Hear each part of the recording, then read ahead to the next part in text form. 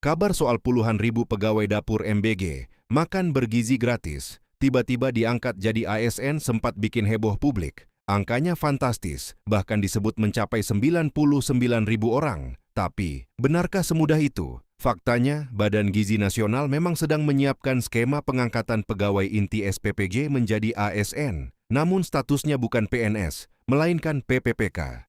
Artinya, bukan semua orang bisa langsung masuk, ada seleksi, ada syarat, dan yang diangkat hanya posisi tertentu. Yang diprioritaskan hanyalah 3 peran penting: kepala dapur, ahli gizi, dan akuntan. Mereka inilah yang dianggap krusial untuk memastikan program makan bergizi gratis berjalan sesuai standar. Jadi bagaimana dengan angka 99.000? Disinilah publik perlu lebih kritis, karena hingga saat ini, angka yang benar-benar dikonfirmasi baru sekitar puluhan ribu, dan itu pun dilakukan secara bertahap, bukan sekaligus. Apalagi langsung per 1 Mei, di tengah kondisi ekonomi yang masih penuh tekanan, kabar seperti ini tentu langsung menyedot perhatian.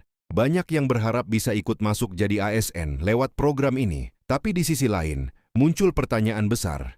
Apakah ini solusi nyata untuk kesejahteraan, atau hanya strategi besar yang masih butuh pengawasan ketat? Karena kita tahu, program sebesar ini bukan cuma soal bagi-bagi jabatan, ini soal anggaran negara, soal kualitas gizi anak-anak, dan yang paling penting, soal transparansi. Kalau tidak diawasi, bukan tidak mungkin program yang niatnya baik justru jadi ladang masalah baru.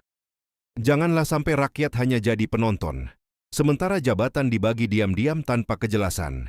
Pada akhirnya, yang dibutuhkan bukan sekadar janji besar, tapi eksekusi yang jelas dan jujur. Karena program sebesar ini bukan hanya tentang ASN, tapi tentang masa depan generasi Indonesia.